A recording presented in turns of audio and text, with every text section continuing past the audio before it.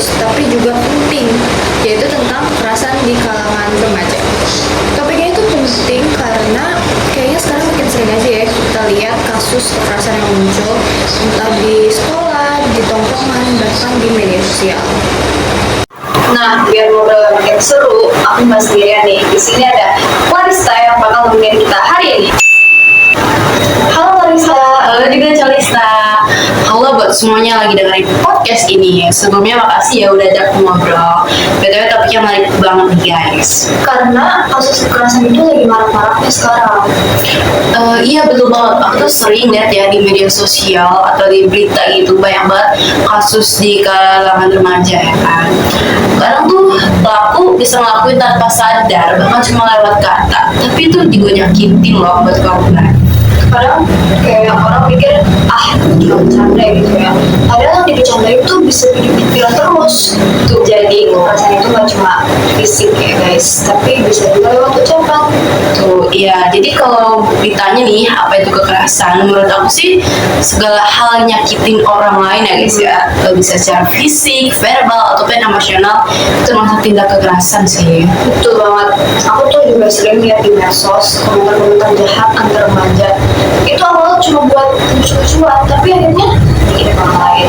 Iya, dan biasanya tuh pasti pelaku nggak sadar guys kalau kata-kata itu nyakitin orang lain.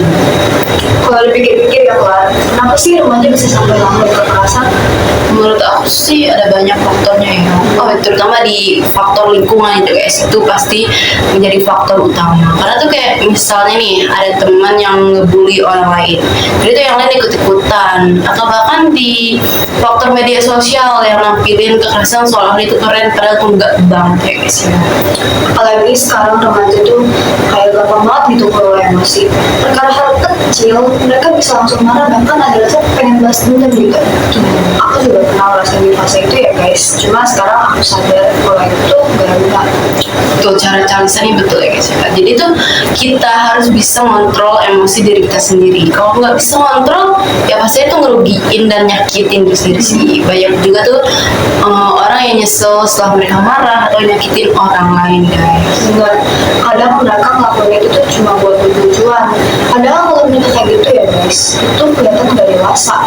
Ya, dan kalau misalnya itu pasti dampaknya besar banget buat korban ya guys ya. Pasti.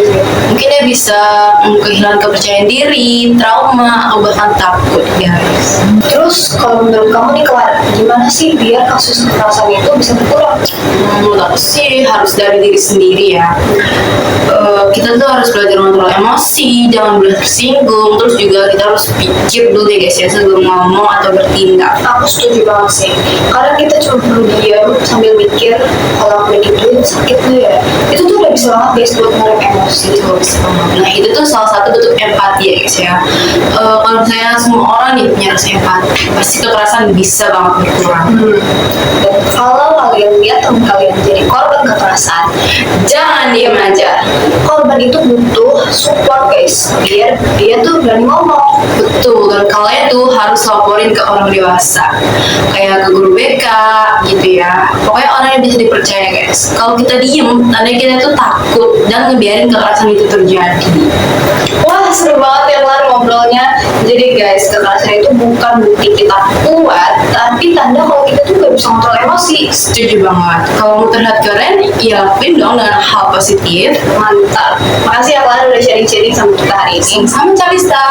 Semoga obrolan ini bisa menyentuh hati teman-teman dan bikin kita semua sadar, terutama bagi pelaku ya guys ya. Oke guys, sampai sini dulu podcast kita hari ini. Ingat, Stop nyakitin, start ngertiin. karena perubahan selalu dimulai dari kita sendiri.